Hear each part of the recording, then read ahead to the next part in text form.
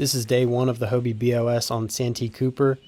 I started my tournament off in a creek on Lake Marion, which is the upper lake of the two lakes, and I was fishing cypress trees. My game plan was just to slowly fish my way around this creek. There were a lot of cypress trees in there, and I felt that it was a good place, given the conditions, for me to just slowly fish around and be able to fish all day. The wind was supposed to get up pretty badly this day, and I had wanted to go and sight fish in the other lake, but I knew that that was probably not going to be a great option given the conditions. Unfortunately, there were 13 other fishermen, other kayak fishermen in this creek with me, so I knew that I was probably going to have to spend my whole day here and not move around, because I was going to have to be really thorough in order to set myself apart, because there would be so many fishermen that would probably be picking off those fish that are in the obvious and easy to reach spots.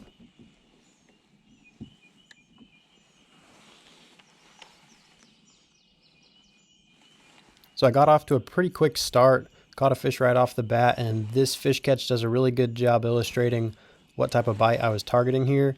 I was fishing these cypress trees, and I think these fish were probably spawning on the trees. They spawn around those cypress knees. That's something that I've actually done a good bit of in Virginia, so I felt really comfortable doing this. But you'll actually see, I think I made 3 casts to this isolated tree before I finally got this fish to bite.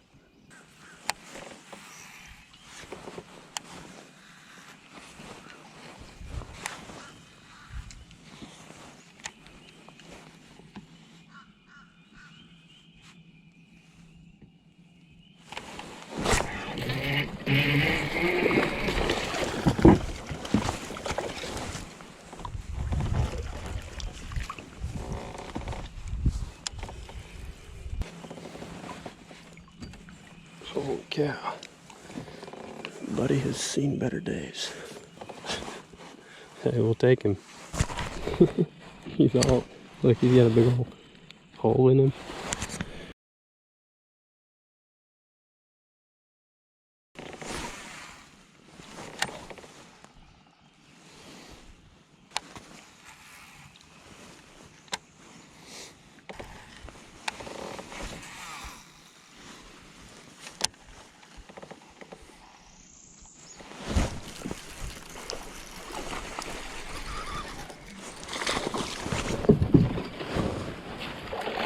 Dang it. That was kind of some poor execution on my part. Lost that fish probably because I didn't have a great hook set, partially due to me being unprepared, because I wasn't expecting to get bit that far up in the trees. Most of the fish had been kind of on the outer edge. That fish I don't think was spawning. He was probably up there looking for something to eat first thing in the morning, being how shallow he was, and also that he wasn't on a tree. He was out in between the trees. I also maybe could have positioned the kayak a little differently so that I would have a better opportunity to set the hook, but there were so many nooks and crannies to pitch baits into that you kind of just had to hope for the best and put your bait where you thought you would get bit, worry about the hook set part later.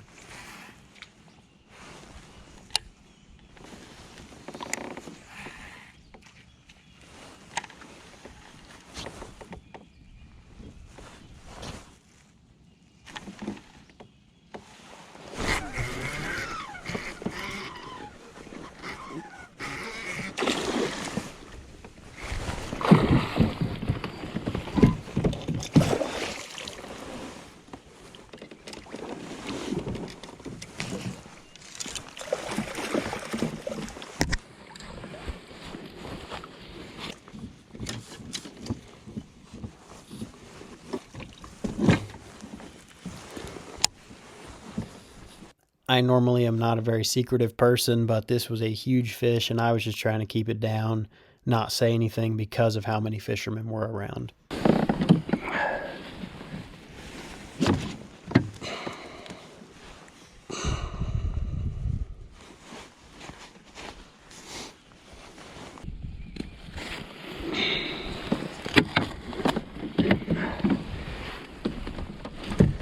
Part of the reason I didn't get too excited about this fish is because I didn't really understand how big he was. When he first came up, I thought it was maybe a 4 or 5 pound fish. I knew it was nice. I did not realize how big it actually was. That fish was 23 inches long, weighed a little over 6.5 pounds, biggest fish I've ever caught in a tournament, kayak or boat.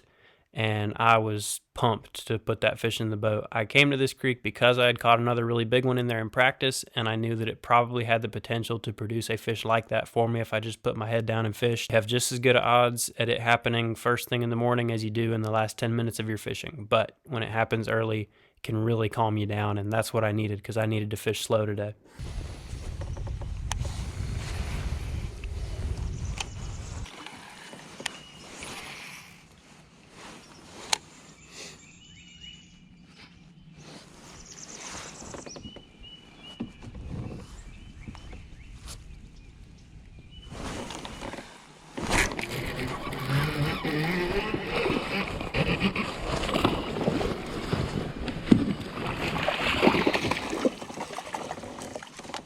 You doing any good?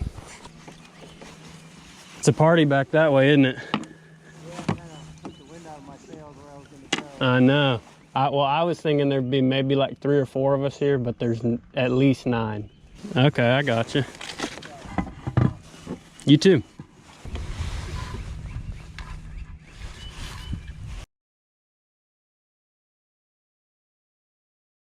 Things were going pretty well right off the bat. I was feeling pretty good, was getting a good amount of bites.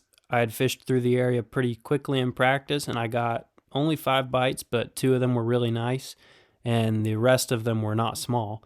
So I figured if I came through here and just really slowed down, there'd be plenty of fish for me, even though there were a bunch of other fishermen as well.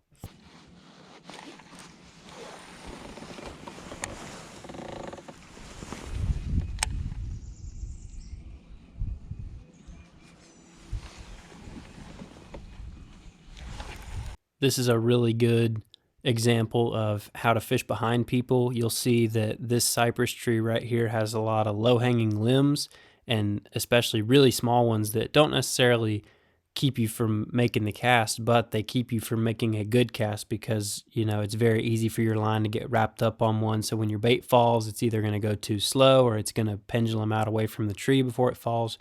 Very challenging cast, actually, and those are the type of casts that you got to make sure you thread the needle, because that is something that is protecting a fish from all of those other fishermen in there.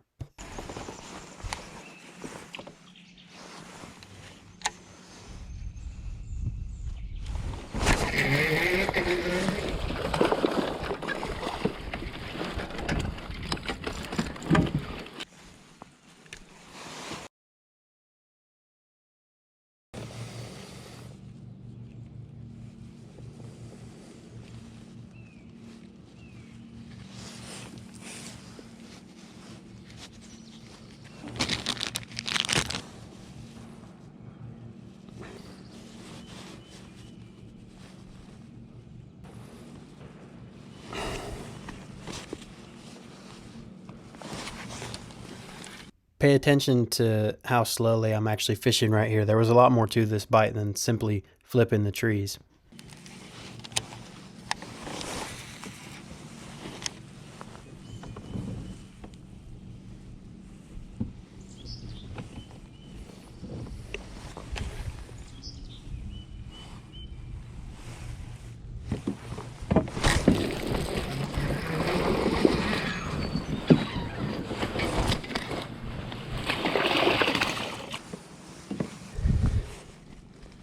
Hey. Hey. You have Dylan's number, right? Maybe. Why? His 360 broke, and he needs to get in touch with Ryan, and he's wondering if you're near him. He's trying to get in touch with Ryan to see if he can use his kayak. Oh. Okay, I gotta measure a fish real quick. All right.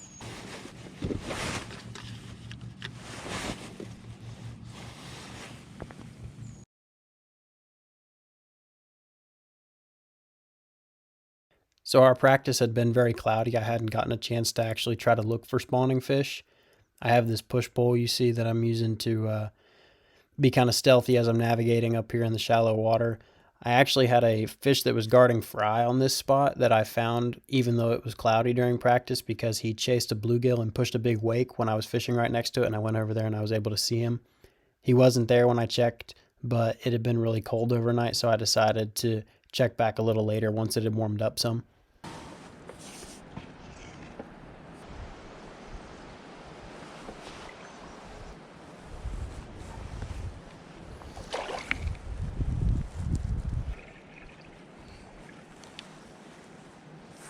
So at this point, I had fished through all the good areas, and I had even doubled back through some of the places I'd caught fish, and I had not caught any more.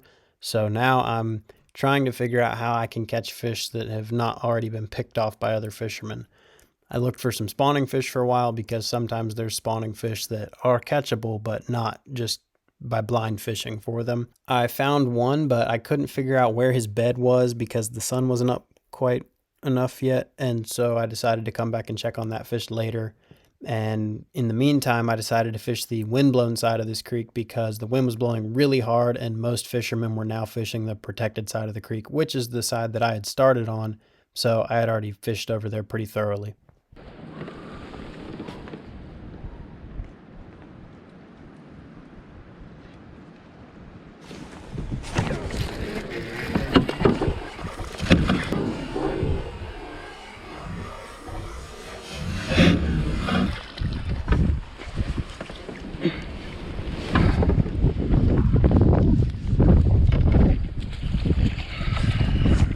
Hey, what's up? Not much. How's it going? It's terrible. Really? Yeah, dude. I just caught one actually. I have one in the net right now, but it's small. I have. Did my text come through about what I have? Yeah. Yeah, it's been like a long time since I've had a bite, and most of the people in here, the person. So I've talked to several of the guys. The most out of anybody that one person has is 2 fish besides me. Wow. Is it the front? I don't know. I don't know. Like, I think this one will help me, but he might not. I mean, it only needs to get rid of a 13.5, but this fish is not very big. I'm trying to freaking stay put here. Yeah, you gonna stay there all day? I mean, if I leave, like, the only thing I would do is go try to catch those bedfish I found in that black water, but I feel like I need to save those. Yeah. I already caught a 23 here, so it's like, feels like it'd be kind of a waste to go catch some big ones that I probably need tomorrow, especially since I can't catch anything right now. So yeah, I'm pretty disappointed with the fish aside from my first 2 at this point, because during practice, the smallest fish I was catching were really around 17 inches. Between my little brother and I, we were not catching fish smaller than 17. They were all 17, 18, 19. And I didn't even realize that I was around a class of fish as small as what I was catching. So that's why I'm kind of disgruntled and saying it is not good. Okay, let me see. Yeah, this one has to help some. Oh yeah, he's 14 3/4. Catch him on the brush? Yep, that's what I've caught all of them on. Are you just dragging it or flipping it? Both. But they get it when you're dragging it, and they all bite so light that you don't even feel them. Wow. You like literally have no idea he's on there, and he's just swimming off. Yep. All right, I'm gonna try to take this picture. I'll see you. The photographer for the Hobie BOS, Steve Fields, rolled into the area that I was fishing at some point during the day, and that broke up the monotony of slowly dragging this Texas rig, and I was very appreciative to have some conversation. Yeah, I did one day, and I only caught 5, but I caught another 23-incher that day. And no, I think I'm gonna go to. I've got some bedfish in Moultrie that I really hope the cold weather doesn't screw them up. Right. But I wanted somewhere today in this wind that I could just fish all day, just fish slow and be around potentially a great big one, and I did that part. But I thought the rest of the ones I'd be catching would be around 17 or 18 inches because the smaller fish have been pretty big. Like the males here are massive. Are they? I can't believe how freaking big the males are. There's some fatties too.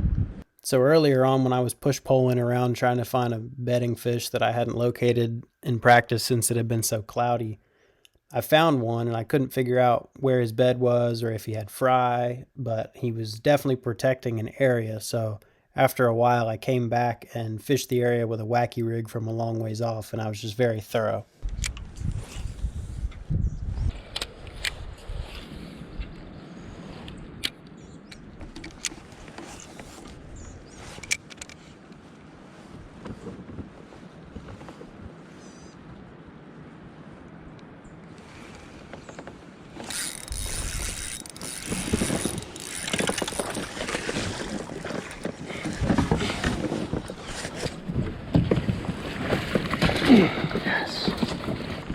Saw this one earlier. Came back and got him. That was my last upgrade for the day. Made a pretty big jump with that one. Put me in 8th place overall for the day out of 200 anglers. And I exhausted the area that I was fishing in. Did not get near as many bites as I had hoped. And so the good news about that is that it meant I was not concerned with trying to maybe come back and fish it again the next day. I could completely focus on the bedding fish that I had found in Lake Moultrie. So that is what day 2 will be. You'll have to wait and see for that video to come out next week.